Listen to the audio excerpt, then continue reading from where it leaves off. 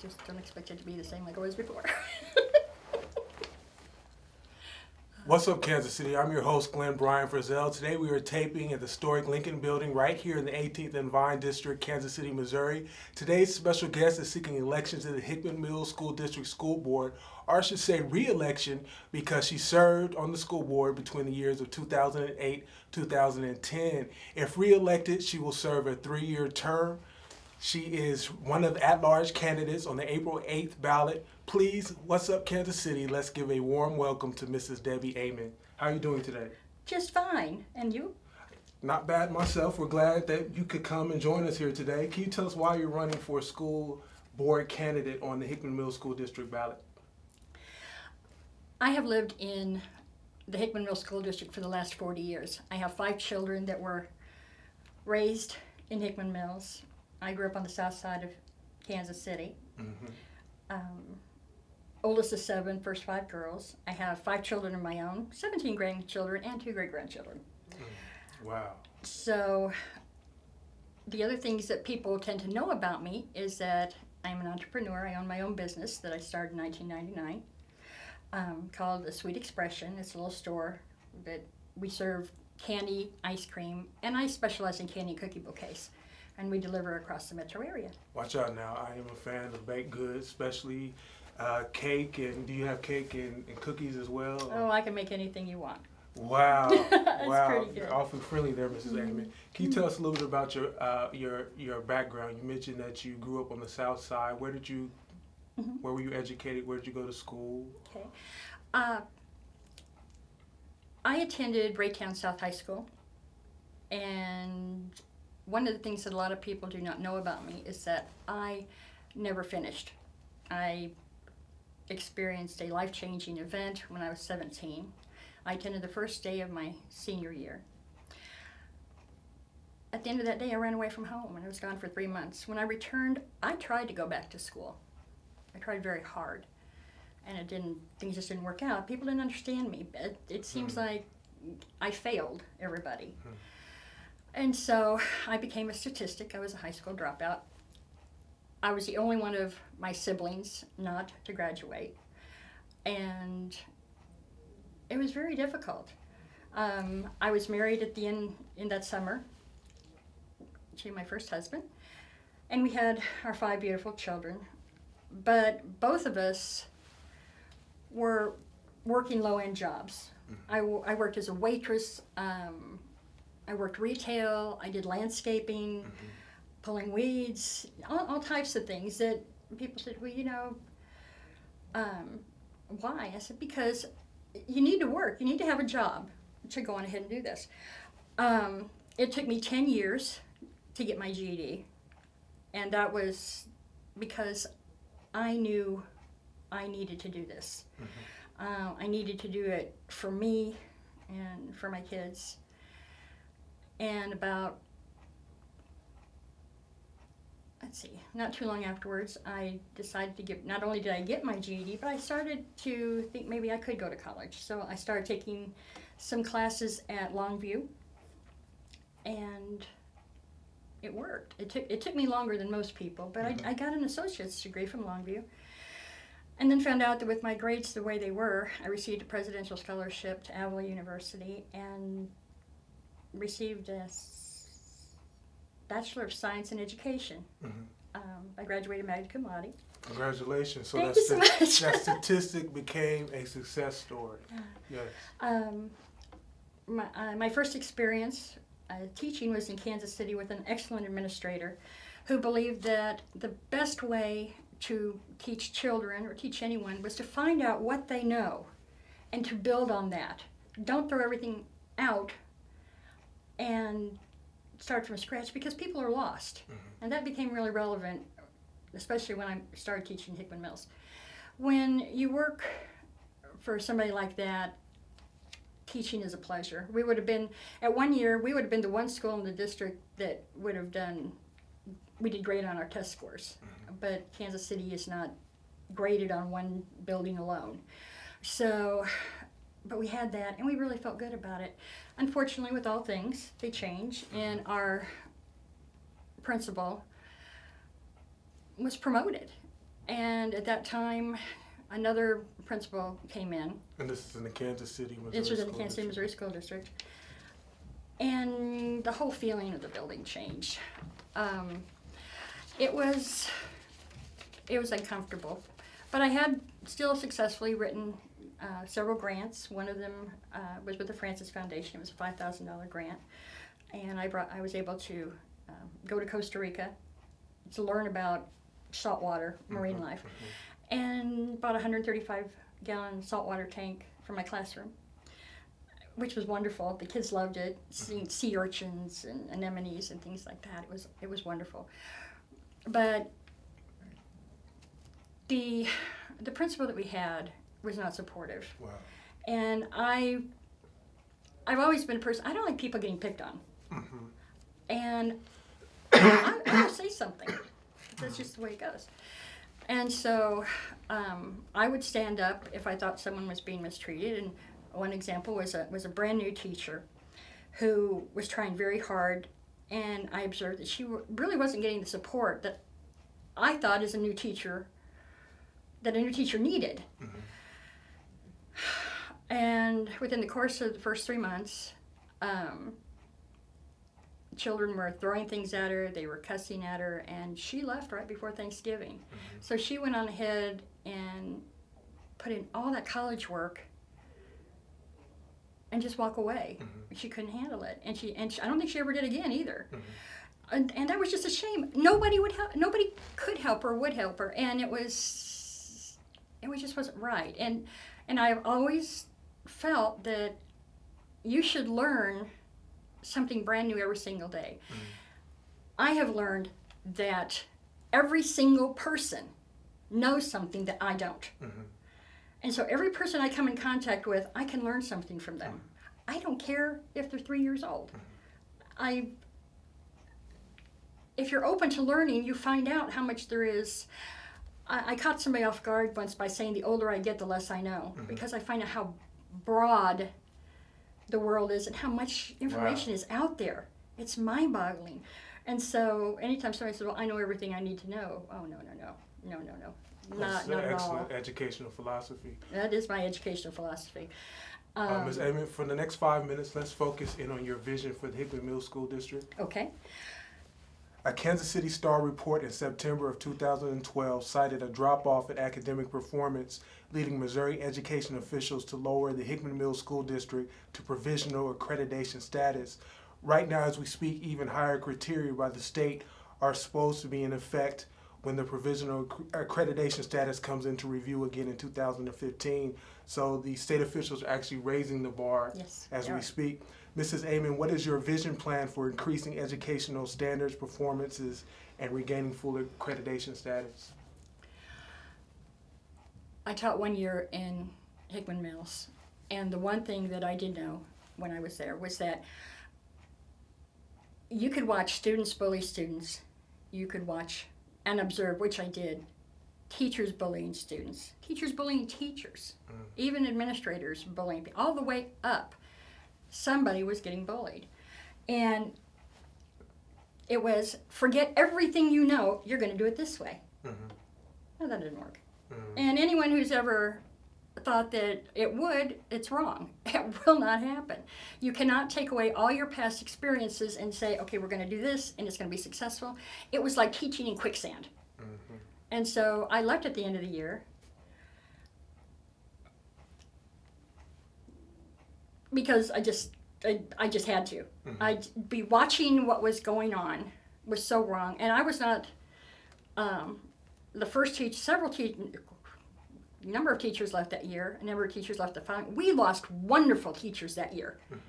Teachers with excellent experience who had always scored high on test scores, because there was more attention being paid to the little things, like we're going to do all of this testing. But as an example, there's an extreme amount of testing that goes on in elementary school. Okay, a teacher has their classroom by herself. The tests at that time took 20 minutes apiece. You had to give each individual child that test and have faith and hope that the remainder of your classroom could work independently.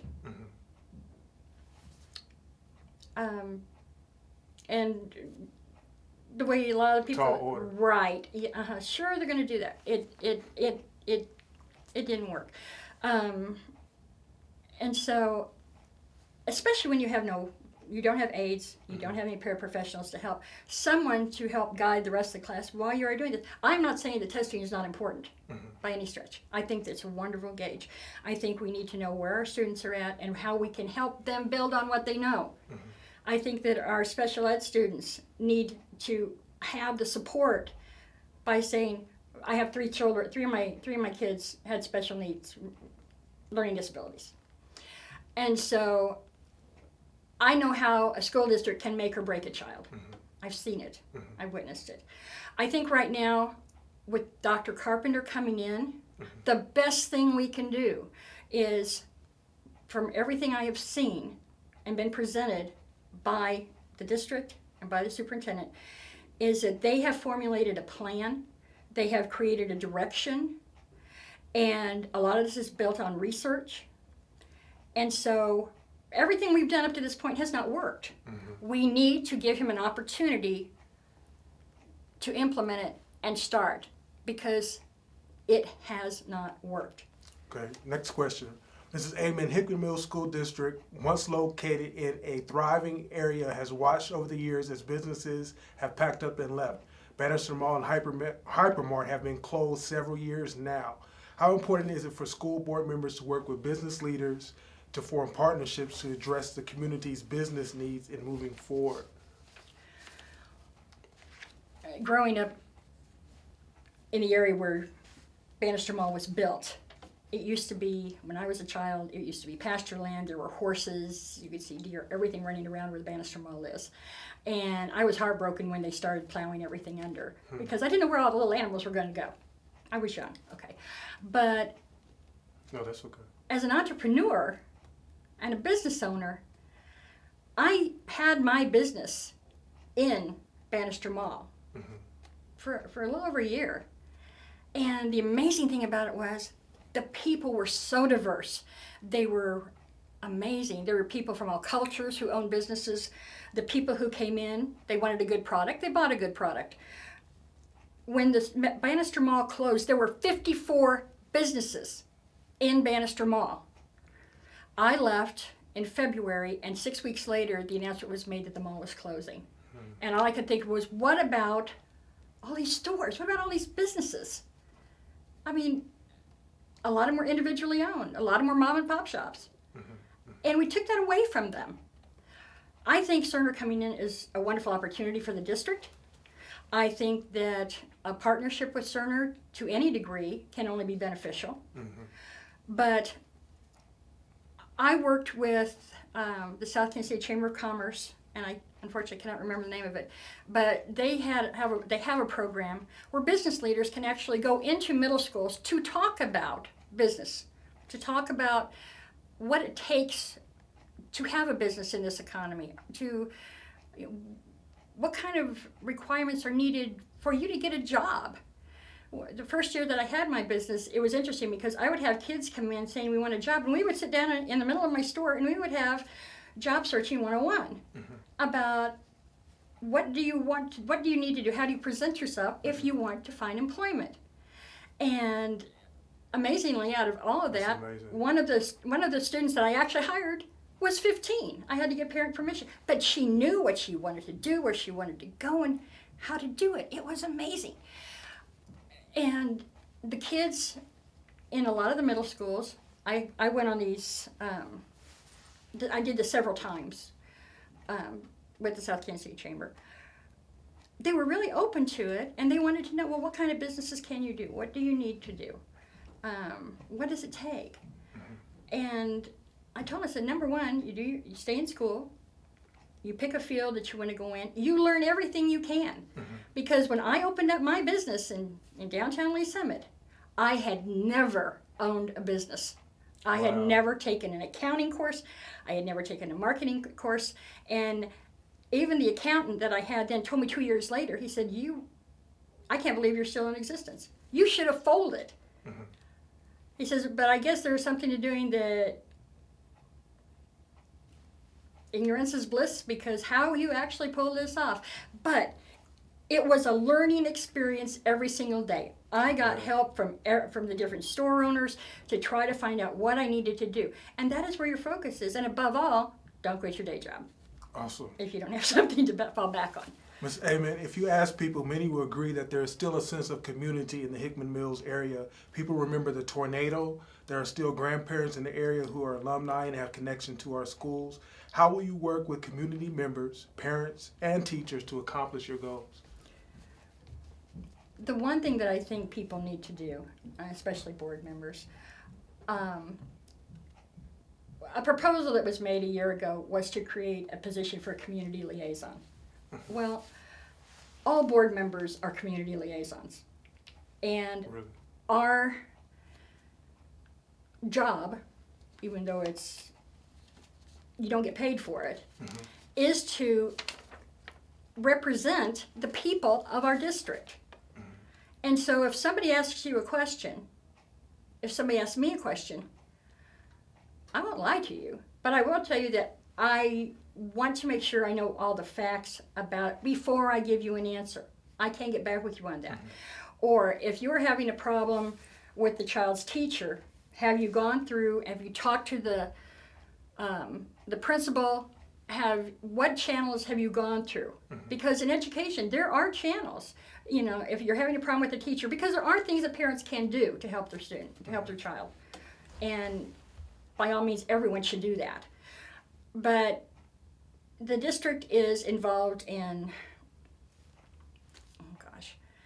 I pulled a blank, I'm sorry. A lot of the things that the chamber puts on, we're involved with that. There's a lot of networking that goes on. We try to go on ahead and, through the Education Foundation, create links between the district and the different businesses. And this is one way that, through the Education Foundation, we help to fund some of the grants that if a teacher has an idea, they can actually write it up and submit it, and then it has to meet certain criteria. And when I taught in Hickman Mills, with all the bullying that was going on in the business, I actually wrote a grant on the prevention of bullying, which was funded. Unfortunately, I wasn't there the following year to see if it actually got used or not. But people just need to know that you represent the district, and you need to represent it in the best way that you can. And if people turn around and say, well, what about this and what about this? I said, they're working through it. Can you tell us how you work with school board members to accomplish goals and objectives?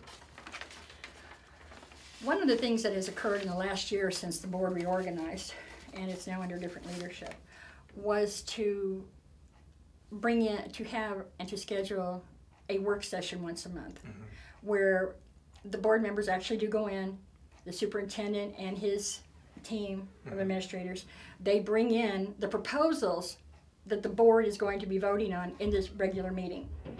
In doing that, then any and all questions that you have can be asked, can be answered. Board members working together are limited, because if more than two of them are talking, then it becomes an issue. Are you having a meeting, and does that go against the Sunshine Law? So board members have to be careful to, you don't all get together just to have a chit chat. No, because that counts as a board meeting. So, and of course, those need to be posted by the school district, and people are supposed to be invited. Ms. Aiman, let me ask you, Kansas City Star articles released recently point to not so sound business policies and procedures being practiced by members on the Hickman Mills School District School Board. Some of these practices are detailed in an audit report by Missouri Auditor Tom Schweitz. Mrs. Aiman, as a former school board member, is there any truth to the contentious environment of former school board meetings? And if so, why are we acting smug about it? Would you care to comment? I'm not sure about contentious. Okay. Can you restate it for me? Can you tell us a little bit about being on the school board and the environment not being conducive to cooperation, to getting things administrated, to getting objectives passed, goals accomplished? reading the audit was difficult because, yes, when I was on the board, we did have some problems. But the thing was, the majority of the time, we could work through that. Okay. And we could create a consensus. And believe me, on some issues, I was the most stubborn. I would ask the most questions. But by the time they came out with the answers, then the community also knew what was going on. And to me, that was important. I represent the community. The community should know what is happening. Now, what the audit stated, it's done. And I know that with the new organization of the board and with the superintendent, that they have been working furiously in the last year, even without the audit, to correct some issues that had taken place. I only have one problem with the whole thing. Not that I don't have many, but the one thing that comes up to my mind is that there are people that are saying that they claim responsibility. And they take responsibility for what happened. Teaching school, having children, I can have children tell me, yes, it was their fault, they did it, and they're sorry. Our district has got tens of thousands of dollars from some of the decisions that were made. Where's the accountability? Do we just say, okay, you take responsibility, you're sorry, and now we're going to get back to work? Thank you for being honest with us and sharing that candor. What have you learned about the Hickman Millst School District since your time away, Ms. Aiman? The problems still exist, that people at all levels are being bullied, that we have to get past that.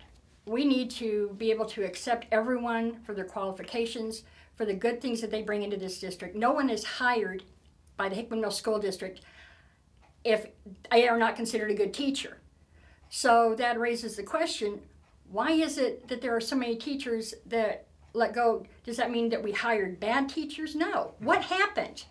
What created this environment to where people cannot be successful, to where we cannot get our test scores raised, to where we're now on provisional? And honestly, it is my belief that if the changes had not been made in the district, that DESE has monitored us so closely in the past couple of years that we would probably be unaccredited by now. But the fact that those changes have been made, they are giving us an opportunity. They're giving us a chance to show what we can do. I will always ask questions because that's the only way I learn. And I don't care what anybody does. You have to learn something new every single day of your life. And believe me, in the last year when I was working on my building before I reopened it up in December, I learned how to do rudimentary carpentry. I fixed my hot water tank. I changed the light receptacle.